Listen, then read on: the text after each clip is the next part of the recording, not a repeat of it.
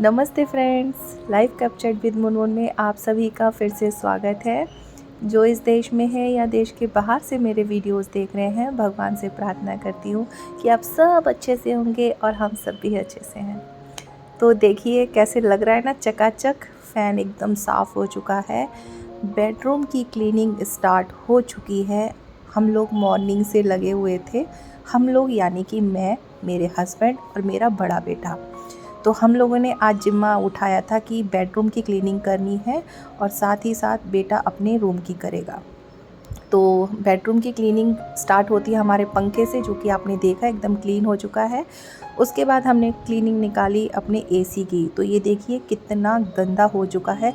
इसी वजह से रूम जो है ना वो ठंडा नहीं कर रहा था और इतना ज़्यादा उसके अंदर डस्ट भर चुका था कि आप देख सकते हो।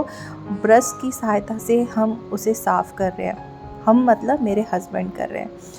देखिए, घर का काम अगर हस्बैंड थोड़ी सी मदद करें तो बहुत बड़ी बात हो जाती है अपने लिए, क्योंकि ये सारी चीज़ें जो होती हैं पॉसिबल नहीं कर होती है हम लोगों से, अगर हम अकेला कोई भी काम स्टार्ट करें तो आज था संडे और संडे में हस्बैंड ने काफ़ी ज़्यादा मदद करी मेरे साथ में क्लीनिंग में। और बहुत ही मतलब समझ लीजिए 50 या 60% तो उन्होंने क्लीनिंग में मेरा साथ दिया, उस वजह से इतना क्लीन हुआ।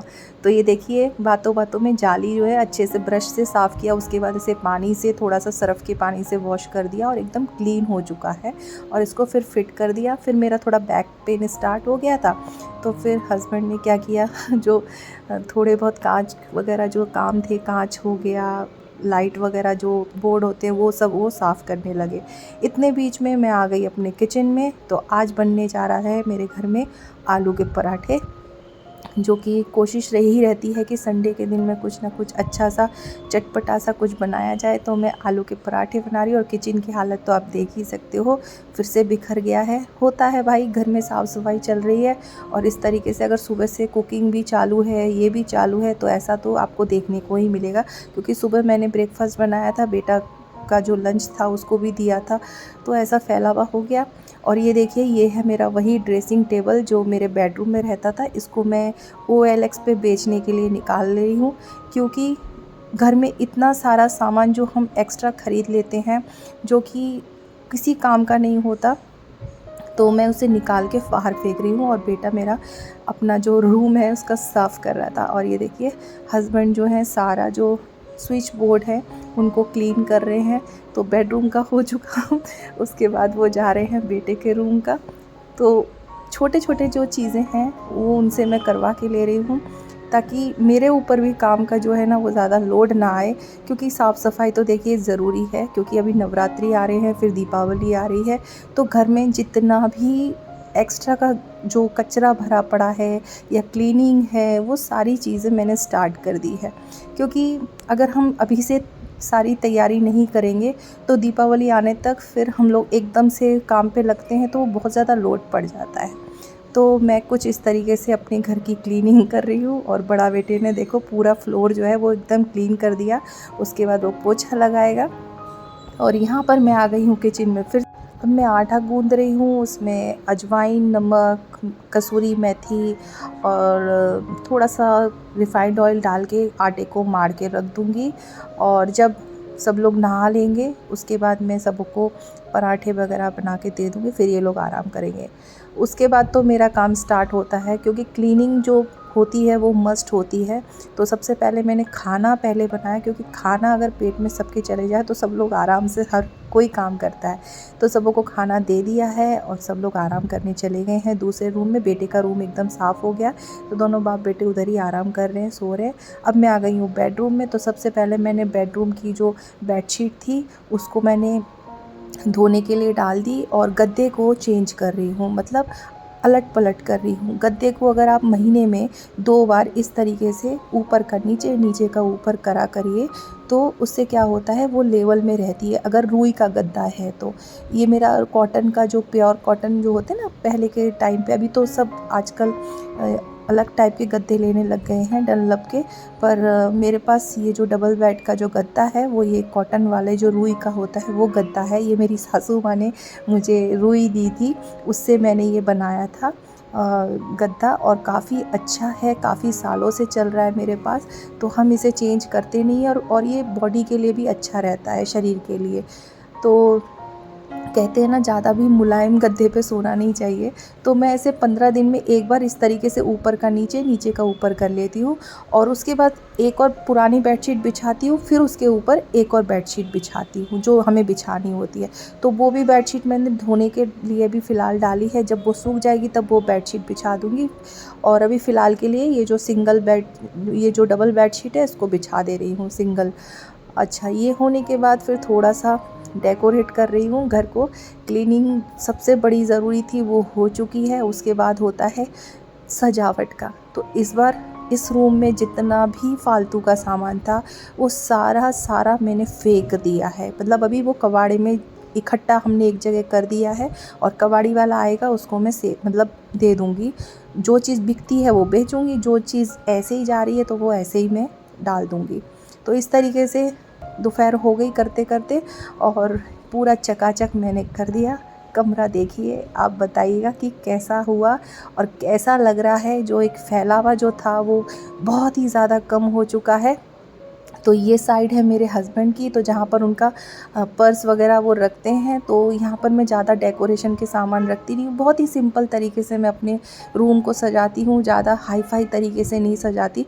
क्योंकि देखिए, जितनी चीज़ें आप सामान रखेंगे फिर उसको मेंटेन भी करना बहुत ज़रूरी होता है, साफ़-सफ़ाई करना बहुत ज़रूरी होता है। इसीलिए मैंने दोनों साइड में अपने जो ये है साइड टेबल उसको रख दिया। यहाँ पर ये मोर पंख वाला, आप ये तो जान ही गए होंगे कि मैं कितनी बड़ी मोर की, कृष्ण की दीवानी हूँ। हर जगह पे मुझे ये चीज़ें, मतलब ऐसा लगता है कि मैं लगाती रहूँ और मुझे अच्छा लगता है। और ये जो वॉल है इसको मैं बहुत जल्दी वाइट पेंट करूँगी क्योंकि ये बहुत ज़्यादा गंदा हो चुका है। और ये जो अलमारी यहाँ पर हमने खिड़की बंद करके रखी थी, इसको फिर से हमने अलमारी को फिर से उस तरफ चला गया और खिड़की ओपन हो गई और पर्दा हमने यहाँ पे लगा दिया। और वास्तु के हिसाब से कहते हैं कि कृष्ण और राधा की प्रतिमा बेडरूम में होनी चाहिए। तो मैंने इसीलिए राधा कृष्ण की मूर्ति जो है वो यहाँ पर लेकर आई हूँ और ये पूरब दिशा की तरफ होता है। और वैसे तो कहते हैं कि बेड के पीछे रखना चाहिए कोई फ़ोटो या कुछ, तो मैंने वहाँ नहीं रखा। यहाँ पर मुझे स्पेस थी, यहाँ पे जितना भी फालतू का सामान था जो हम अलमारी के ऊपर अक्सर डंप करते रहते हैं, वहाँ पे मैंने ना करके वो सारा सामान फेंक दिया जो मैं इस्तेमाल नहीं करती हूँ, और वहाँ पर मैंने कुछ इस तरीके से रख दिया। और आपको उस तरफ दिख रहा होगा, ये है मेरा जो क्रिएटिविटी वाला रूम है, इसका कल मैं साफ़ सफाई करूँगी और देखते हैं वो भी कैसे डेकोरेट करती हूँ मैं। तो इस तरीके से रहा मेरा कुछ साफ़ सफाई, क्लीनिंग, और बेडरूम पूरा अच्छे से क्लीन कर लिया। और करने के बाद शाम हो चुकी है और अभी हम थोड़ा सा बाहर जाएंगे। थोड़ा सा काम है, जो ग्रोसरी का सामान होता है वो लेना है और छोटे मोटे काम लेने हैं। तो फ्रेंड्स, इस तरीके से मैंने बेडरूम अपना क्लीन कर लिया है और थोड़ा डेकोरेट किया। कैसा लगा कमेंट में बताना ज़रूर।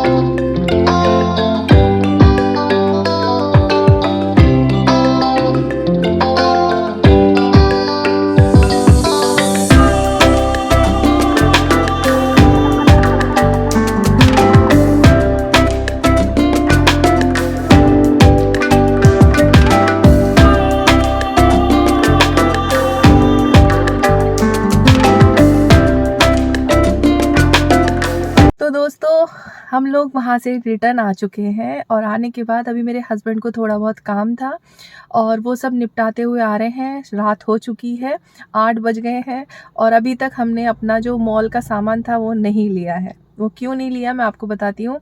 हम लोग वहाँ पे पहुँचे, आपने देखा एंट्री तक करने के लिए कार अंदर तक नहीं जा पा रही थी, इतनी रश थी, इतनी भीड़ थी। फिर हमने सोचा कि बाबा कैंसिल कर देते हैं, क्योंकि संडे वैसे ही है, अगर पार्किंग के लिए अभी जगह नहीं हो रही है तो सोचो अंदर कितनी भीड़ लगेगी और कितनी लंबी लाइन लगेगी। उससे अच्छा कैंसिल कर देते हैं, फिर कभी जाएंगे। तो मेरे हस्बैंड ने कहा अभी जितना ज़रूरत का सामान है वो हम दूसरे मॉल से ले लेते हैं, तो अभी हम उधर ही जा रहे हैं। और मेरे हस्बैंड के अभी थोड़े बहुत काम थे, वो सब निपटाते हुए अभी हम घर की तरफ जा रहे हैं। और घर के पास हमारा एक मॉल है, वहाँ से अब हम सामान लेने वाले हैं। तो चलिए मिलती हूँ मैं आपको वहीं पर, नहीं तो घर पे मिलूँगी आपको। तो फ्रेंड्स अभी हम आ गए घर पे, और आते समय हम लेकर आए हैं अपने साथ 2 कुर्सी, जो कि बहुत ज़्यादा ज़रूरत थी। और अभी सबों को मैंने खाना बनाकर खिला भी दिया। उसके बाद मैं ये कुर्सी की जो है ना अनबॉक्सिंग कर रही हूँ। तो ये नीलकमल ब्रांड की हमने 2 कुर्सी ख़रीदी है, जो कि बहुत ज़्यादा ज़रूरत है अभी फ़िलहाल हमको, ख़ास करके मुझे बैठने उठने के लिए। तो ये था मेरा आज का वीडियो। आशा करती हूँ आप लोगों को पसंद आया होगा। पसंद आए तो लाइक कर देना, और चैनल पे जो लोग पहली बार आए हैं सब्सक्राइब कर लेना। मिलती हूँ नेक्स्ट वीडियो में, तब तक के लिए bye bye, take care, love you all.